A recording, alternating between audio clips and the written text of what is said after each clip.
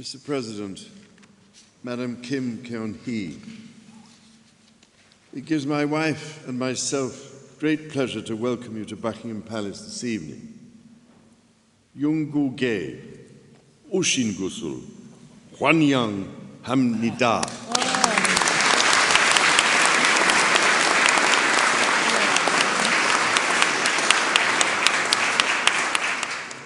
As we mark the 140th anniversary of our two nations' diplomatic relationship, your visit to the United Kingdom celebrates our remarkable partnership.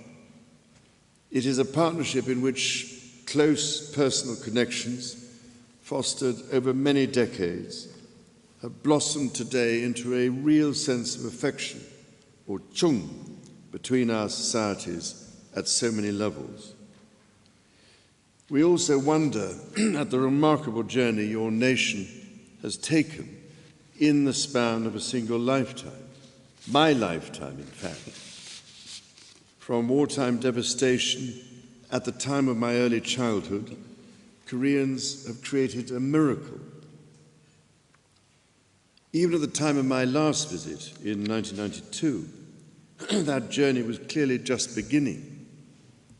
The Republic of Korea's drive and energy continued apace, and with it, the impact on British lives, from fridges and flat screens to smartphones and semiconductors. It is clear that the model of industrial efficiency I glimpsed in Seoul 30 years ago has become the epitome of technological creativity today. But it is probably artistic creativity which has brought about the most dramatic shift in Korea's place in the British cultural landscape. 3 decades ago, it would have been hard to imagine that the most popular exhibition at the Victoria and Albert Museum in 2023 would be Hallyu, showcasing the Korean wave, or that Korean would become the fastest growing modern language among those studied at British universities. Korea has matched Danny Boyle with Bong Joon-ho, James Bond with Squid Game, and the Beatles' Let It Be with BTS's Dynamic, or Dynamite.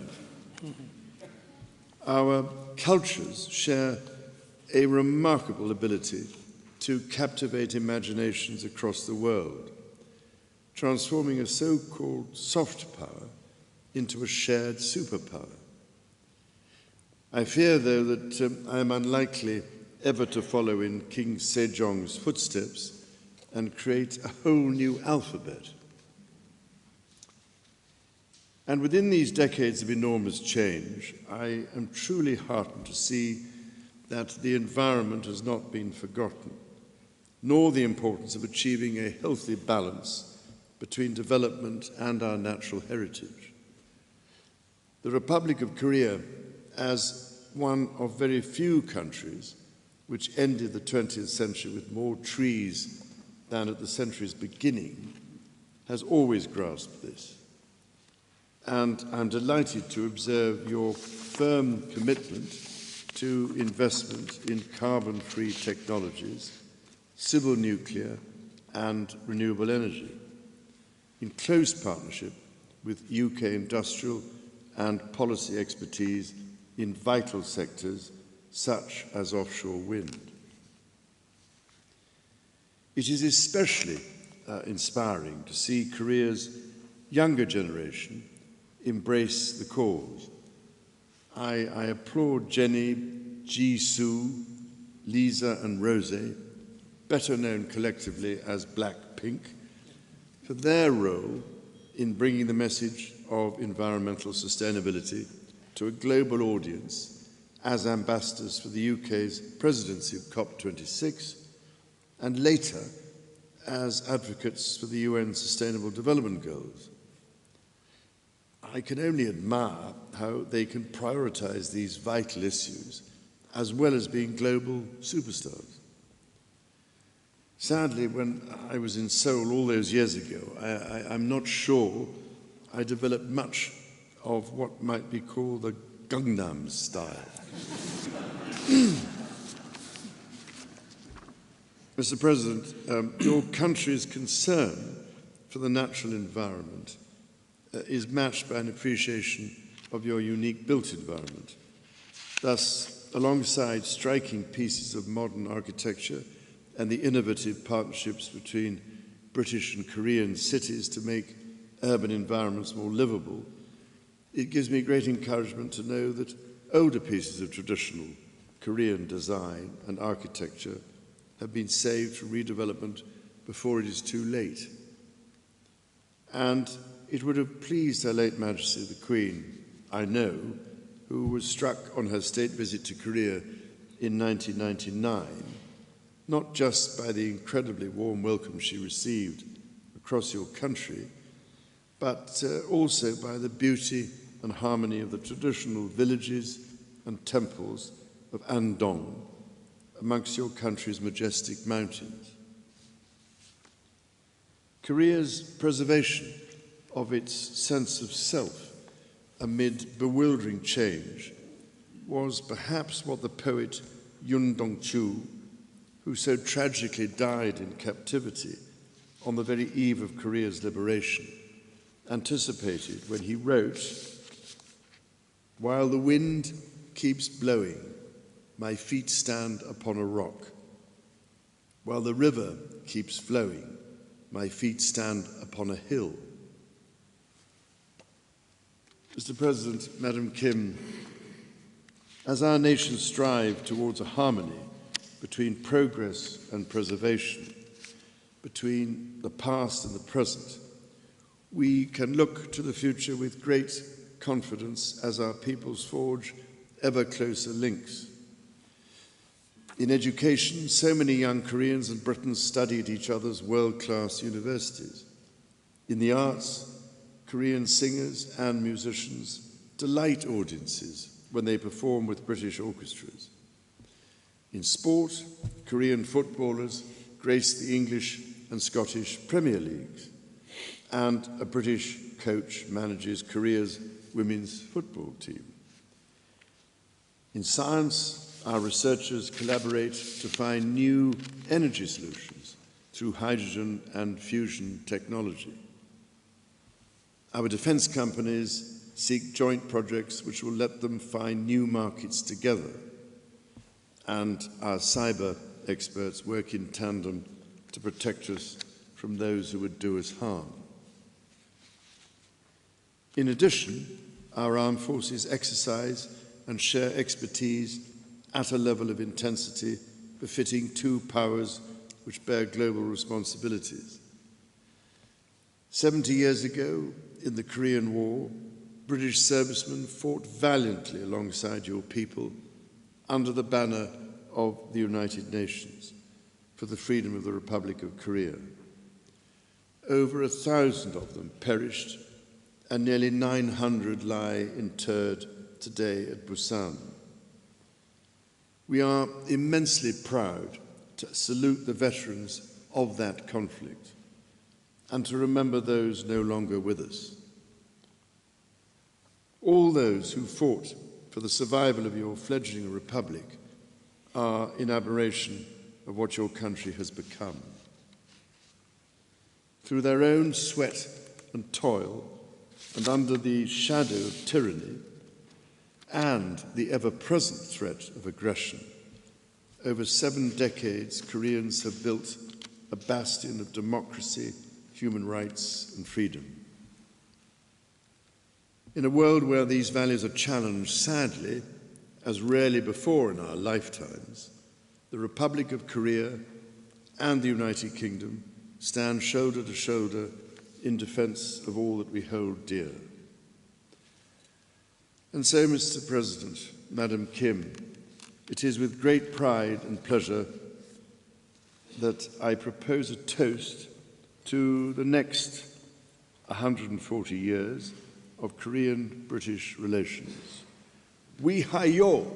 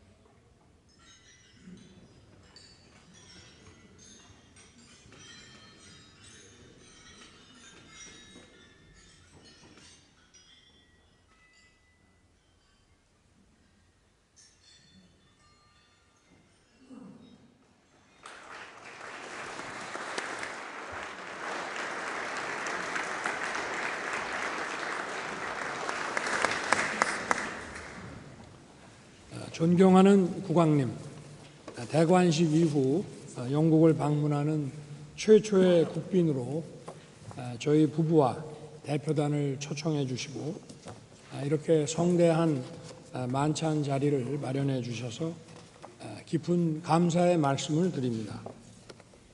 이 모든 준비와 환대는 영국이 한국을 매우 특별하게 생각하기 때문일 것입니다. 국왕님께서 즉위하신 이후 영국은 더욱 힘차게 도약하고 있습니다. 국왕님은 영국을 비롯한 영연방 국민들의 단결의 구심점으로서 모든 영연방 국가들에게 활력을 불어넣어주고 계십니다. 국왕님의 기품, 인자함과 소탈함, 그리고 기후환경, 장애인과 사회적 약자, 정신건강 등에 대한 따뜻한 관심에 영국 국민과 세계인들은 경의를 표하고 있습니다. 올해는 우리 두 나라가 외교 관계를 수립한 지 140주년이 되는 해입니다. 한국은 1883년 유럽 국가 중에서 영국과 최초로 수호 통상 조약을 체결하여 그동안 변치 않는 단단한 우정을 쌓아왔습니다. 1950년 우리가 공산 침략을 받아 국군이 백척간도에 섰을 때 약 8만 1천여 명의 영국 병사들이 한국의 자유를 지키기 위해 머나먼 길을 달려왔습니다. 당시는 영국도 기나긴 2차 세계대전에 지치고 어려울 때였습니다. 윌리엄 스피크먼 병장은 한국전 당시 근위 스코틀랜드 수비대 제1대대 소속으로 참전했습니다. 임진강 지역의 마량산 전투에서 다리에 심한 부상을 입고도 소속 부대가 철수할 때까지 진지를 끝까지 사수했습니다. 이 부상으로 1952년 1월 영국으로 후송되었지만 귀국한 지 불과 3개월 만에 한국전에 다시 참전하였고 그해 8월까지 전투에 참여했습니다. 윌리엄 스피크만 병장은 생전에 대한민국을 제2의 조국으로 여겼고 군인은 늘 자기가 싸웠던 곳을 생각한다며 죽으면 꼭 한국에 묻어달라고 유언했습니다. 그리고 2019년 2월 작고하시고 유언대로 부산 UN 기념공원에 영면하셨습니다. 임진강 전투에서 전사한 제임스 로건 일병은 19살의 꽃다운 나이에 대한민국의 자유를 위해 목숨을 바쳤습니다. 부산 대연동에 있는 이분들의 묘소에는 한국인들의 추모의 발길이 끊이지 않고 있습니다. 저는 오늘 한국전 참전 기념비에 헌화하고 영국 참전 용사들과 만나면서 양국의 우정이 피로 맺었다는 점을 다시 한번 마음 깊이 새겼습니다. 영국 장병들의 고귀한 희생으로 대한민국은 정치적으로 자유롭고 경제적으로 번영하며 문화적으로 융성한 국가로 성장할 수 있었습니다. 한국과 영국은 자유를 지키기 위해 피를 나눈 혈맹의 동지입니다. 우리가 미래를 위해 함께 하지 못할 일이 없는 이유가 바로 그것입니다. 존경하는 국왕님, 그리고 귀빈 여러분, 영국은 인류 문명의 대변혁을 이끈 산업혁명의 발상지이며 셰익스피어와 뉴턴을 통해 문학과 과학의 위대한 성취를 이뤄낸 나라입니다. 전 세계의 많은 과학자들이 이러한 도전 정신을 본받아 연구해 왔으며 한국도 그러한 노력에 힘입어 첨단 과학기술과 IT 강국으로 거듭났습니다. 한영 양국은 이제 디지털 혁신 국가로서 새로운 AI 디지털 규범을 정립하기 위한 국제사회 논의를 주도해 나가고 있습니다. 저는 학창 시절 친구들과 함께 비틀즈와 퀸 그리고 엘튼 존에 열광했습니다. 지금 해리포터는 수많은 한국인들의 사랑을 받고 있습니다. 최근에는 한국의 BTS, 블랙핑크가 영국인들의 큰 사랑을 받고 있습니다. 한국의 BTS와 영국의 콜드플레이가 함께 부른 My Universe는 전 세계 청년들의 공감과 사랑을 받았습니다. 무엇보다 영국은 자유민주주의 정치 시스템을 세계 최초로 고안하고 선도해 왔습니다. 오늘날 대부분의 현대 국가들이 영국 의회 민주주의로부터 깊은 영향을 받았습니다. 한국도 예외가 아닙니다. 대한민국은 자유, 인권, 법치의 보편적 가치에 기반하여 영국과 함께 전 세계의 자유, 평화, 번영의 미래를 향해 굳건하게 협력할 것입니다.